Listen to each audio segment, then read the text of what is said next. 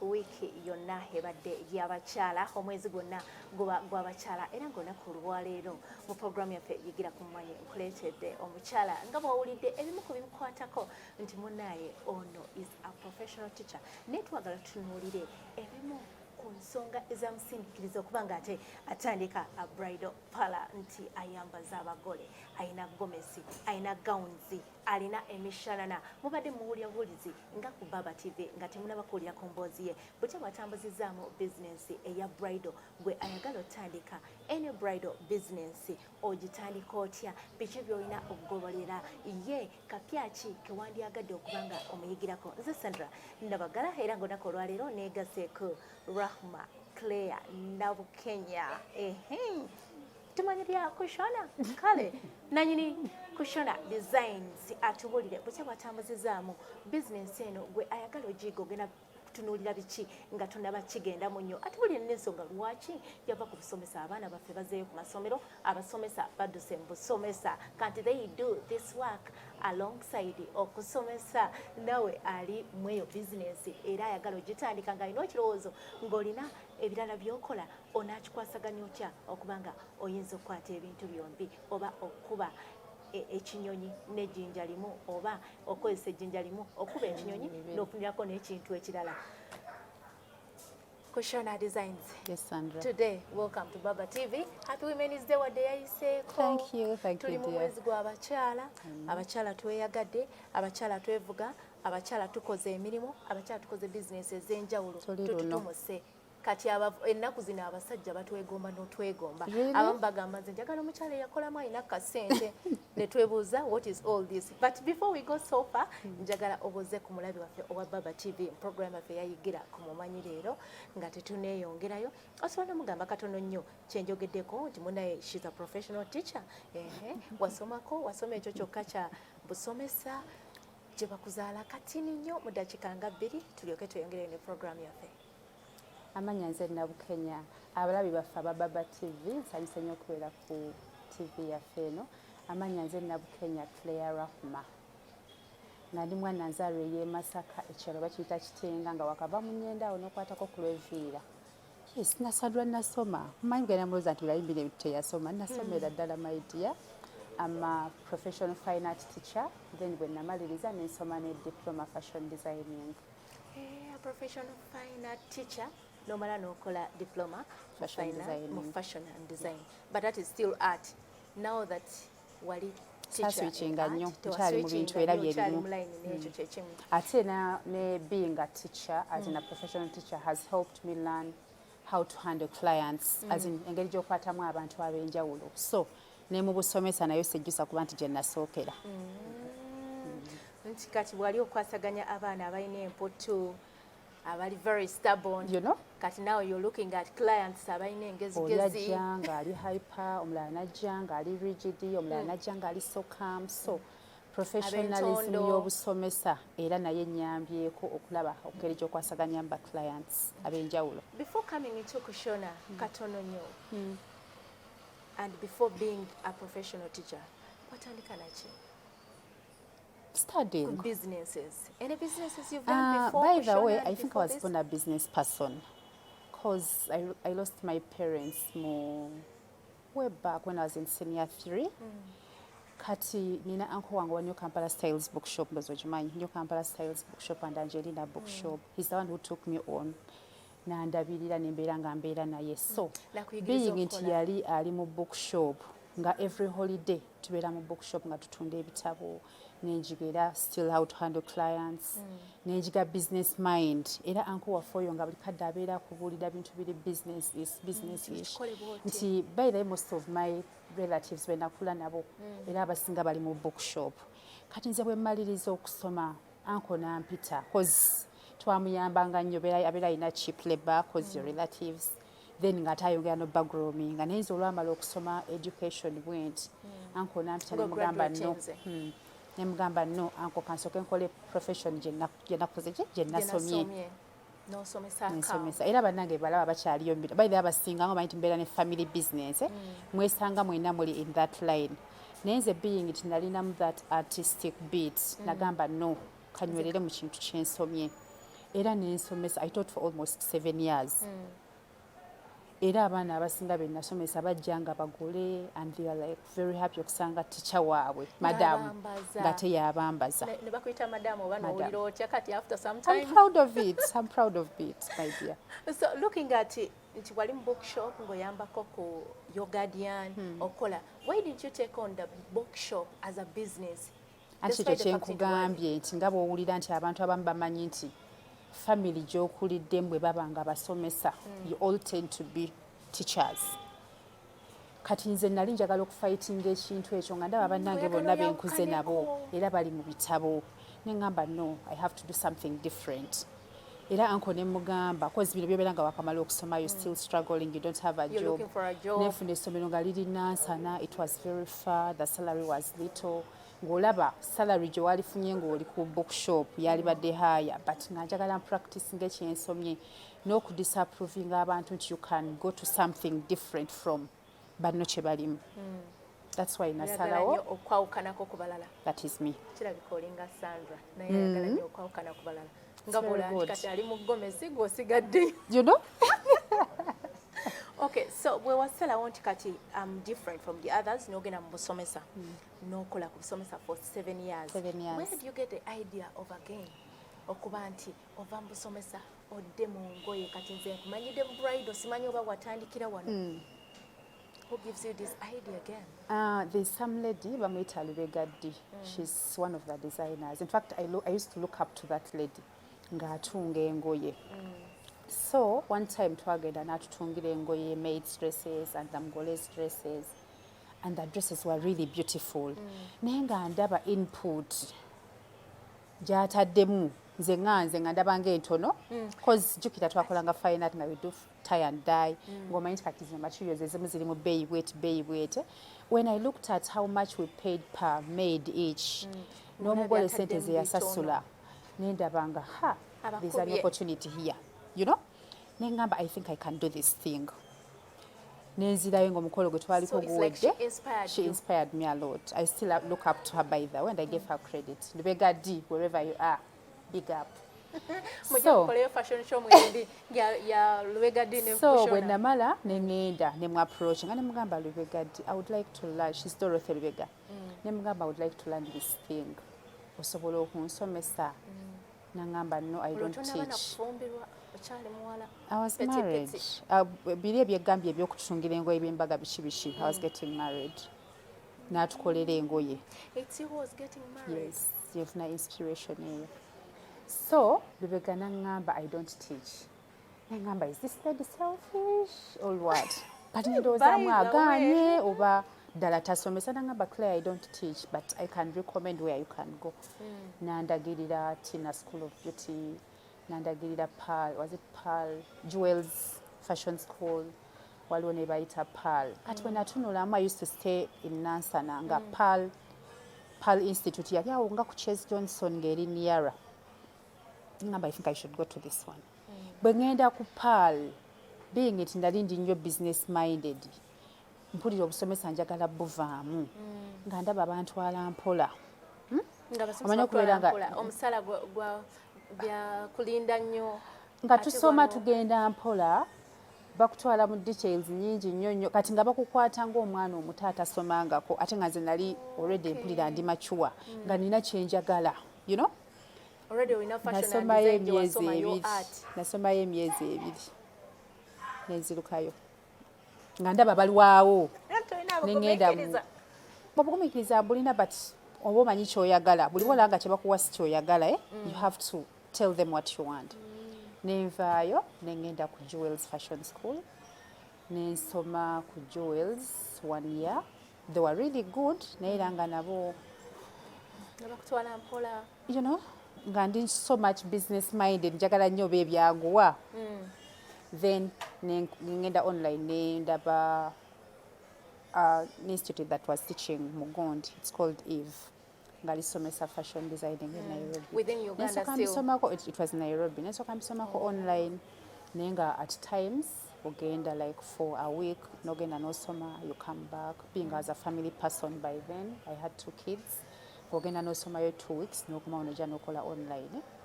nensoma course nenjumala. So I graduated in Nairobi. Kati eyo gye nabeereranga among the best nga ntunga bulungi nnyo nga ndi neat bwana nagenda ndi committed ate nga bo tebamanyi nti nabisomasomako ko alinaku ideas.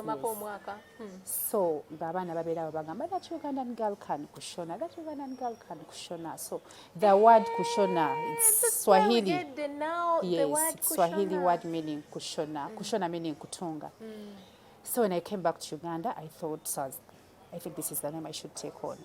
Ninetuma Kushona designers. Wow, it's a long journey. But still, ngankyasomesa. Bino byonna ogenda e Nairobi. Nasomesanga 2 days a week. Because nga omanyi fine art, I used to teach 2 days a week. And I thank my headmaster then, he was so lenient with me. Though era nga byali bimuluma. Ulira, you don't deliver. Babeera mu meeting story yiwo. Kati nentuuka time nga ndaba torn apart. Olwo nkoze business ku Martin Road, nkoze akaduuka ka small store ntaddemu ebyalaani ntandikiriza okutunga mpola mpola. Naye nga the 2 days you're supposed to be at school, essimu ziba zikutta. Nogamba, you know, baagala bakwetaaga ku dduuka ate ne ku ssomero olina okusomesa.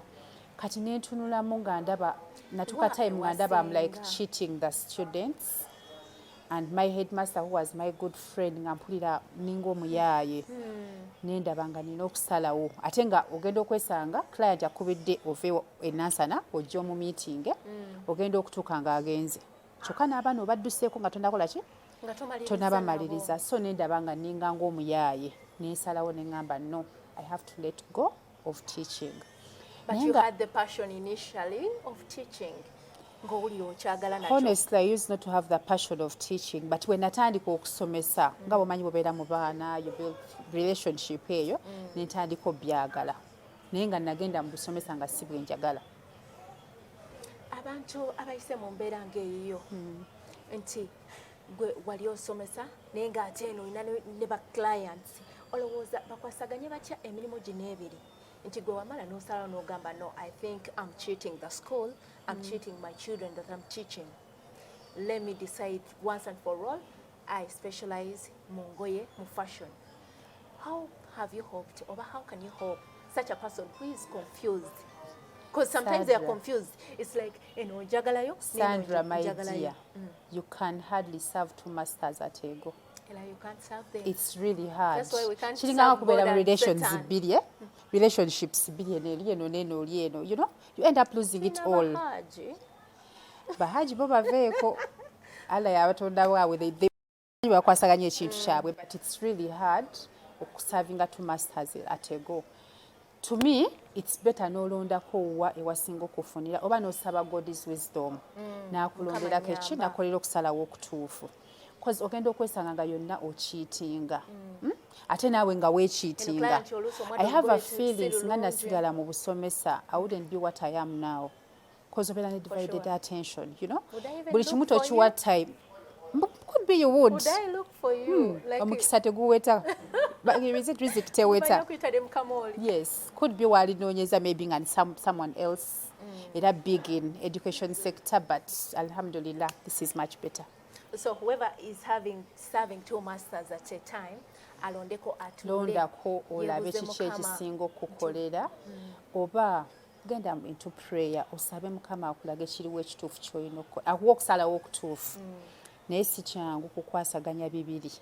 Because ne mu business, era mulimu bw'otunula kati we have mishanana, we have gomasis, we have wedding dresses, we have male suits. Naye era mulimu client ajja kanzu, mulimu client ajja n'alabanga era wano waliwo ekikola ki? Ekibulamu. So, it's natural. You can't satisfy every sector. That's why ne mu business tulimu abantu bangi, you know? Nti client atagenze mu kushona asobola ogendewo omuntu omulala n'afuna kyayagala. So tuleke nnyo okweteeka ku buli kimu nti nze nina okikola. Oba guba mululu? I don't know. I shouldn't say mululu. I shouldn't say. Abamu guba mululu nti eno kansigaleyo kati singa wasigala eri mu busomesa ng'ogamba akasente ako nekano salary. Omanyi ssente z'omusaala ogwo gw'omwezi ogwo gwinga gye gubugumyamwe ng'obeera sure nti ninayo omusaala. Era bangi bannange be nasomanga nabo nga batwali mu fashion designing nga bakola ne education ne basigala nga bakyasomesa. But if you look at them still era olaba nga okola decision kwabalemesaamu, they would be far better. Now, right now, looking at teachers, after COVID-19, so many of them bazibula amaaso. The good thing nti kino tokitandise after COVID-19. Era abamu bafunye ku business ez'enjawulo ate ne basigalayo mu busomesa. Nina gwe mmanyi nange yakiteeredde ddala. What will you advise? Kuba n'abaana baffe twetaaga abasomesa.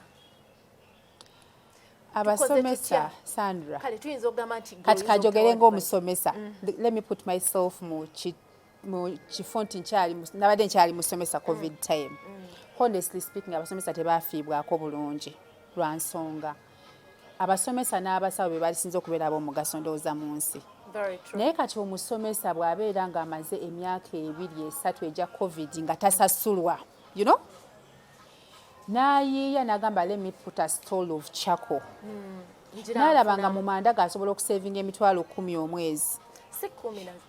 Ngezeza njagadde kwogera at least the least amount asobola okusavinga emitwalo 10 omwezi. Nga ku busomesa agenda kufuna emitwalo 5. Emitwalo 5 basaleko bwe basalaasalako obwo bwonna. Ebintu bingi. You know? Agenda okwesanga ng'asigaza emitwalo 2. Naye emitwalo 2 nga struggling okuva ku ssaawa 12, abamu okuva mu prep paka prep y'okumakya paka ey'ekiro. Kati buli bw'otuukako mu field eno n'oweeyinga, you're better off getting ekitono nga kikyo other than okustrugglingira ekinene ng'ate mu time eno gye babadde mu bugubi tebakoze eki? Tebayambibwa. Naye oli kujjayo abasomesa. Bayira wabo gwokyayogera ku basomesa abavudde mu eri abasomesa abavudde mu busomesa nga bagenze kukola bwakadaama. Bangi nnyo ne batandika taamu nga taamu atandise waali bakatigata byali applying ebintu biyiseemu n'asiibula ng'agenze mu kiyumba kukuba kyeyo. Kuba bamugaye bagenda muwa miliyoni 1 n'alekawo 5. Naye ate oba oyo ndaba ng'abaatabaze. I don't know. Does this go back to government setting? Definitely. Era olowooza government yandikoze ekyo okuyamba ku bantu nga bano abali mu mirimu gya government oba abali mu mirimu ng'obusomesa, it can be even busawo, okuba nga at least basigaza emirimu gino obutatwalibwa by these other businesses. Nze kyendaba kati nga mu COVID time eno abasomesa singa bagezaako at least okugamba nti ate munaye abamu aba gavumenti baafunaafunamuko but private schools ezisinga tezasasulirako ddala ngaakulaga nti sikola naye nga yeerabidde nti emyaka gino gyonna abadde akola ki? Abadde akola. At least gezaako okulaba nti abasomesa bawaayo ku kantu once in a while. We also had bakozi. Nze nina abakozi nga 15. Lockdown they were down. Naye ng'ogera ekisa noga kambaweerezeeyo ekyetaano kambaweerezeeyo emmere, you know? Obakuume. Naye kati ogenda n'osanga nga afunye ekirala ekimutwala. Naye wanagana lowooza mbambi Hajati yatufangako ko. She ends up coming back. So ne government kyeki yali erina okukolera abasomesa. Okubalera mpola mpola. Tebabalera bulungi. Government ndowooza omulange eguwulidde bulungi nti in case we have another pandemic, God may forbid. not even, God God forbid. It may not be that, but any situation that comes, at least government erina engeri gy'oyimirizaawo okubamu okuba kusomesa. Now let's get back to Kushona as this Kushona Designs. How do you come up with Kushona Designs now? N'ogamba kati obusomesa mbutadde ngenze Nairobi nvuddeyo era watandikira wano mweno whole gender all beginning is small, my dear. The beginning it's very hard to start big. Natandika with a very small shop ku Martin Road awo nembeerawo for some years. Olwo no nga ndi strictly into tailoring, kutunga kwokka bitengi nofunayo ez'emperekeze bw'otyo. Kati naye nga ogenda okwesanga nga client bwajja olina okugenda mu kiyembe eri wansi ofune material. Kati distance y'okutambula from Martin Road to Kiyembe, it was hectic, you know? Nga ne client akoowa naawe okoowa ate nobeera ng'ogenze n'ofunayo omulala azze ku dduuka. So nensalawo after okyali bw'omu tonnaba nakufeera n'abaana tuli ku ntandika olwo. As in kids? No, like these other bakozi. I used not to have. Nabeera nga nkirimu bw'omu. Nga nze neekomolera nze atunga nga nze akola buli kimu. Kati ne mala ne ngamba I think I should do. Kati eno jjukira li Martin Road wabeera cheaper. Nafuna room yali ya $15 naye ng'olaba eri reasonable. Kati ate nensalawo nengenda ku Zai Plaza kubanga walinaanye ekiyembe kati ku Zai Plaza afuna akafo ka $20 naye nga kali smaller than ki ate eriyo 15 you know naye at least wano nga wali more accessible nti kumpi na kiyembe material mufuna bulungi so nebeera ku Zai Plaza nga ntungira ba clients and most of my clients era baali ba fellow teachers be nasomesanga nabo be natandika nabo bitengi material bw'omu kiyembe bwe bityo then nendowoozaamu nti naye abantu otunga engoye ne zibeera awo n'ozitemba mu masanga tebanona ate nga tebakuwadde na deposit nga bamanyira abasomesa tolindeko omwezi guggweko ne guggwako n'abeera nga yali amabanja amalala ekiteegi ne kibeerawo awo nengamba I should look for something ekigenda okumpa ssente ng'abantu tebannanona ngoye kozi ng'engoye oziteekamu salary gy'ojje ku ssomero ate ne batazitwala kati nendowooza